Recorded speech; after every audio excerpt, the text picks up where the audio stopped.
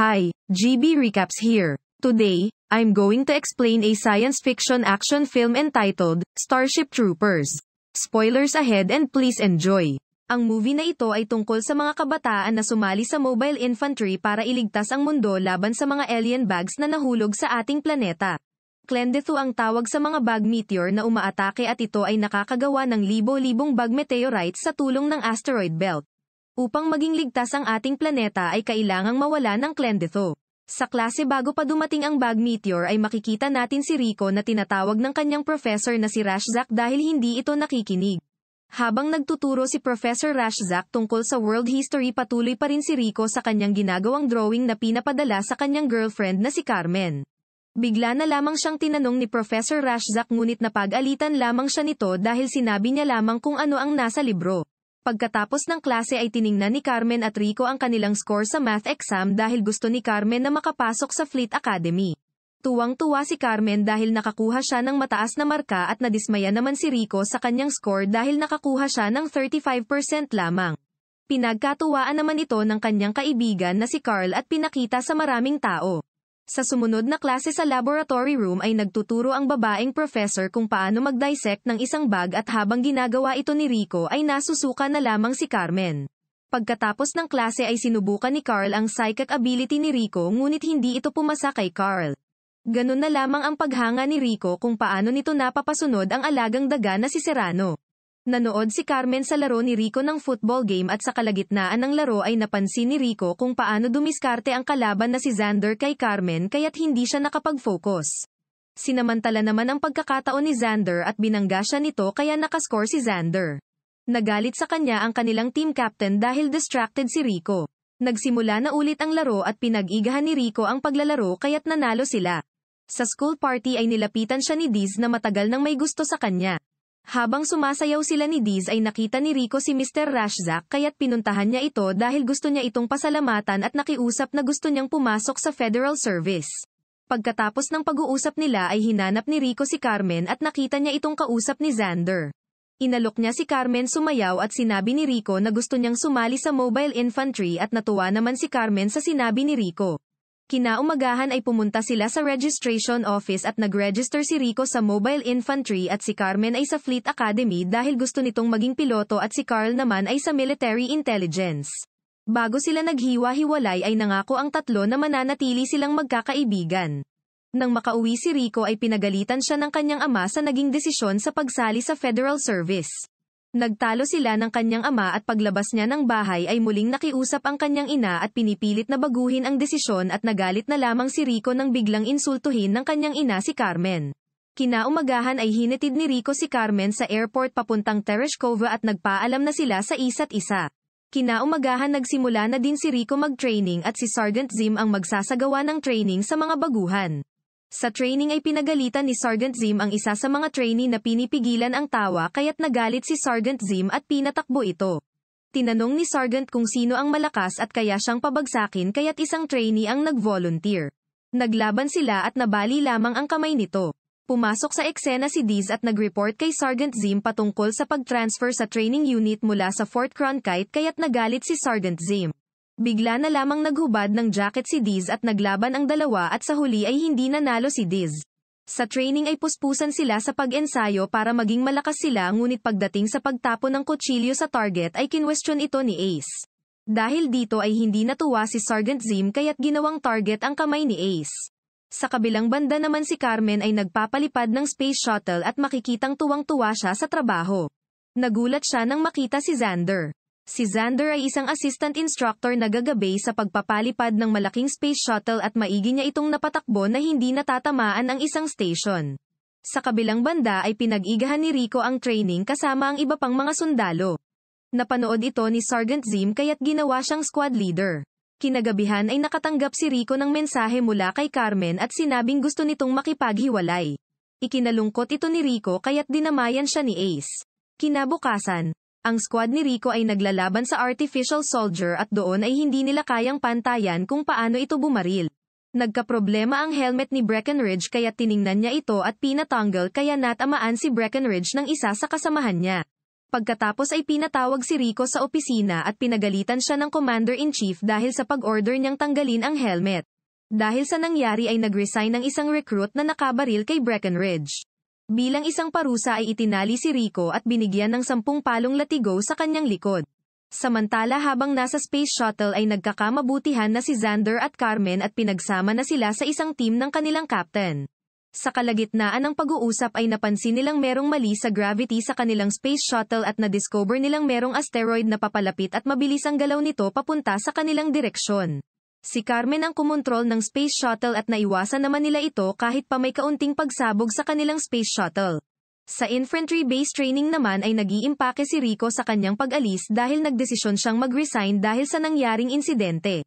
Bigla na lamang siyang nakatanggap ng tawag sa magulang at habang nag-uusap ay bigla na lamang naputol ang kanilang linya. Habang naglalakad siya papalabas ng base ay bigla na lamang nagkagulo ang mga tao at napanood nila ang isang balita na merong asteroid na dala ay bugs. Ang bugs ay milyon-milyon na ang napatay at nasakop na ang kanilang lugar. Dahil sa nakita ay nagbago ang desisyon ni Rico at tutulong sa pagpatay upang protektahan ang kanyang magulang laban sa mga bugs. Ngunit hindi pumayag ang Commander-in-Chief dahil nakapagpirma na siya ngunit pinunit ito ni Sergeant Zim. Sinasagawa ng Military Intelligence Division kung paano mapapatay ang mga bugs na patuloy na sumasakop sa Buenos Aires. Ayon kay Carl ay kailangang matamaan sa nerve stem ang bug upang tuluyan itong mapatay. Nagtulong-tulong na din ang Fleet Academy at ang Mobile Infantry at nakita niya si Carmen. Nag-usap sila tungkol sa kanilang relasyon ngunit sinabi ni Carmen na tama lamang ang naging desisyon nito at dumating si Xander kaya't doon naintindihan na ni Rico kung ano talaga ang totoong dahilan. Papaalis na si Rico nang insultuhan ni Xander ang kanyang trabaho bilang isang federal service. Dahil sa galit ay bigla niya itong sinuntok kaya't naglaban sila at matagal bago ito napatigil ng mga kasamahan. Kinagabihan ay naghahanda na sila sa pagpunta upang makipaglaban sa mga bugs. Sina Xander at Carmen ang namamahala sa pagpatakbo sa space shuttle at hindi naging madali ang kanilang paglipad dahil bigla silang sinalakay ng light plasma at nabangga nito ang mga space shuttle na nagresulta ng maliit na pagsabog sa kanilang space shuttle.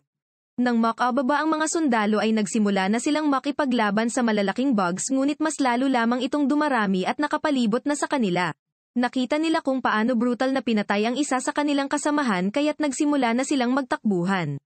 Isa sa mga kaibigan ni Rico ang naabutan at kinuha kaya nagalit siya at pinaulanan niya ito ng bala. Bago pa man ito tuluyang mamatay ay nagawa pa nitong masugatan ang binti ni Rico. Patuloy ang pagsalakay sa kanya ng mga bugs hanggang mawalan siya ng malay. Sa kabilang banda ay patuloy sa paglipad sila Carmen at ng ibang crew pabalik sa estasyon. Pagkarating nila ay hinanap ni Carmen ang pangalan ni Rico sa mga nakatamo ng sugat. Hindi siya makapaniwala na isa si Rico sa napatay ngunit mali ang impormasyong nakita dahil si Rico ay nakaligtas at kasalukuyang nagpapagaling. Iniligtas siya ni Mr. Rashzak na sumali rin sa military at naging lieutenant sa ibang unit. Pagkatapos magpagaling ni Rico ay sumali siya at ang kanyang kaibigan sa unit ni Mr. Rashzak. Sa sumunod na araw ay isinagawa na ng grupo ni Mr. Rashzak ang plano laban sa mga Clendetho. Pinasabog nila ang karamihan sa mga bugs at naghiwa-hiwalay sila para tukuyin kung saan nagtatago ang mga ito. Nagulat si Rico nang makita ang isang higanteng bug at bumubuga ito ng apoy kaya't nagtakbuhan na sila upang bumalik. Tumalon si Rico sa likod ng higanteng bugs at pinagbabaril niya ito hanggang sa makagawa ng butas at nilagyan niya ito ng bomba.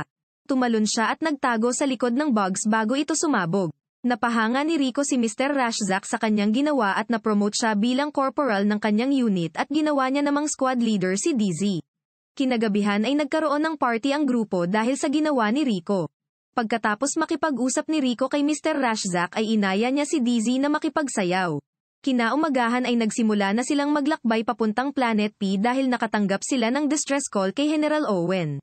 Sa kalagitnaan ng kanilang paglalakbay ay bigla na lamang hinablot ang isang sergeant ng isang lumilipad na bugs. Pinatay ito ni Mr. Rashzak para hindi na ito mahirapan sa kamay ng bugs.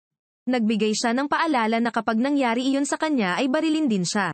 Nang makarating sa base ng Planet P ay naabutan na lamang nila ang mga bangkay ng mga sundalo na sinalakay ng mga bugs.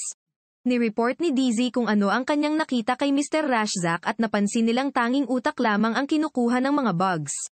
Sa kalagitnaan ng pag-uusap ay nakarinig sila ng tunog galing sa cabinet. Nang buksan nila ito ay lumabas rito ang general ng unit. Sinabi ng general na ang mga bugs ang tumawag sa pamamagitan ng utak ni Farley at doon napagtanto ni Rico na trap lamang ang tawag na natanggap ni Mr. Rashzak. Sa labas ng camp base ay napapalibutan na sila ng maraming bugs. Kinalaban ng kanilang unit ang libo-libong bugs. Lalo silang nahirapan nang dumating ang flying bugs dahil mas mahirap itong barilin. Nagawa namang patamaan ni Rico ang isa sa mga flying bugs ngunit tumilapon ito sa general at aksidente itong natamaan.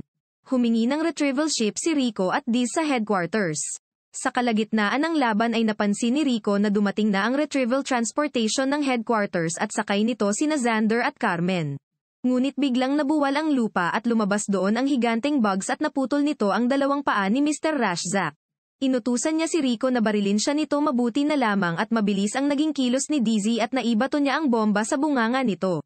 Ngunit sa pagtalikod upang bumalik ay hindi niya napansin ang isang bug at kinuha siya nito. Pinagbabaril ito ni Rico at Ace hanggang sa mamatay ang bug. Kinuha ni Rico si Dizzy at isinakay ngunit binawian rin ito ng buhay. Kinausap ni Rico si Xander at Carmen sa cockpit at nagbigay ng order na pasabugin ang Planet P ngunit hindi pinayagan ang request ni Rico dahil may ibang plano si Sky Marshal. Hindi napigilan ni Carmen ang emosyon dahil inakala niyang patay na si Rico. Ngunit hindi magawang matuwa ni Rico sa sinabi ni Carmen dahil sa mga kasamahan niyang namatay. Sa sunod na eksena ay nagbigay-pugay ang lahat ng kasama sa Mobile Infantry at ang Fleet Academy sa paglibing sa bangkay ni Dizzy. Pagkatapos mapalutang sa space ang casket ni Dizzy ay kinausap ni Rico at Carmen si Carl na kasalukuyang colonel na sa military intelligence. Sinabihan ni Carl si Rico na maghanda dahil babalik sila sa Planet P para mahuli ang pinuno ng bugs at ginawa ni Carl si Rico bilang isang lieutenant ng Roughnecks unit.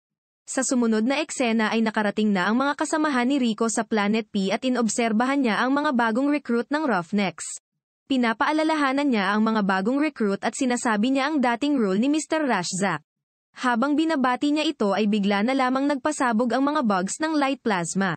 Sa kalawakan ay natamaan ang space shuttle na gamit ni Carmen at ng ibang crew. Sumabog ang kanilang space shuttle at marami ang napinsala ng pagsabog. Nagawang tumawag ni Carmen sa station ngunit pinatigil na ito ng kanilang captain at aabandonahin na ang kanilang ship. Papunta sila sa rescue deck nang biglang nadulas at naipit ang kanilang captain. Sinubukan itong tulungan ni Carmen ngunit agad itong binawian ng buhay. Patuloy ang pagsabog sa ship hanggang sa makarating si Carmen at Xander sa emergency ship at nakaalis sila sa space shuttle. Sa grupo naman ni Rico ay patuloy sila sa paghahanap sa mga bugs at binalita ng kasamahan niya ang paglanding nila Carmen. Ngunit naglanding si Carmen at Xander sa ilalim ng lupa kung saan nakatira ang mga bugs. Ibinalita ni Carmen ang kanilang lokasyon kay Rico at nagsimula na silang makipaglaban sa mga bugs. Sa kalagitnaan ng paglalaban ni Xander at Carmen sa mga bugs ay hindi nakita ni Xander ang nasa likod na bug at puntirya siya. Tinulungan ito ni Carmen at pinagbabaril ngunit inatake na rin siya. Sa narinig na sigaw ni Rico sa boses ni Carmen sa radyo ay inakala niyang patay na sila Carmen at Xander ngunit ginawa lamang sila nitong hostage at hindi inaalis ang tusok sa kanilang likod. Pinagpatuloy ng squad ni Rico ang paghahanap sa utak ng bugs. Pinuntahan nila ang direksyon na sinabi ni Carmen dahil naniniwala siyang buhay pa si Carmen. Hindi naniwala ang mga kasamahan ni Rico dahil baka isa lamang itong trap ngunit nagpumilit pa rin si Rico at tinungo ang daan papunta sa direksyon nila Carmen. Sa lugar nila Carmen ay naroroon ang pinuno ng bugs at papalapit ito sa kanila. Bago pa man mamatay si Xander ay naiabot niya kay Carmen ang hawak na kutsilyo bago pa man ito tusukin at higupin ang utak ni Xander. Pagkatapos pakawala ng isang bugs si Carmen ay agad niyang tinusok ang pangil ng pinuno ng bugs. Handa na sana para patayin si Carmen buti na lamang at dumating si Rico at ang dalawang kasama na si Ace at Watkins. May hawak-hawak na nook si Rico habang unti-unti namang lumapit si Carmen kay Rico. Naghahanda na rin ang mga bugs upang sumalakay sa kanila. Nang makatago na ang pinuno ng bugs ay saka sila inatake nito. Sa kalagitnaan ng kanilang laban ay nasugatan si Watkins at nakiusap kay Rico na ibigay sa kanya ang nook upang makaalis sila. Bago pa man ito sumabog ay nakalabas na sila Rico. Nakita nilang nagkakagulo ang mga kasamahan kaya nilapitan nila ito at tuwang-tuwa sila nang makitang nakuha nila ang bugs sa tulong ni Sergeant Zim. Dumating naman sa eksena si Carl at inobserbahan niya ito at hinawakan. Sinabi ni Carl na takot ang bugs sa kanila kaya naghiyawan ang mga sundalo sa tuwa. Tinanong ni Rico kung si Carl ba ang dahilan kaya nahanap niya si Carmen at sumang-ayon naman ito. Kasalukuyang inoobserbahan ng mga federal scientist ang utak ng bugs upang malaman kung paano matalo ang iba pang mga pinuno nito. Sa pagtatapos ng eksena ay naging fleet captain si Carmen at si Rico naman ay nanatili bilang lieutenant.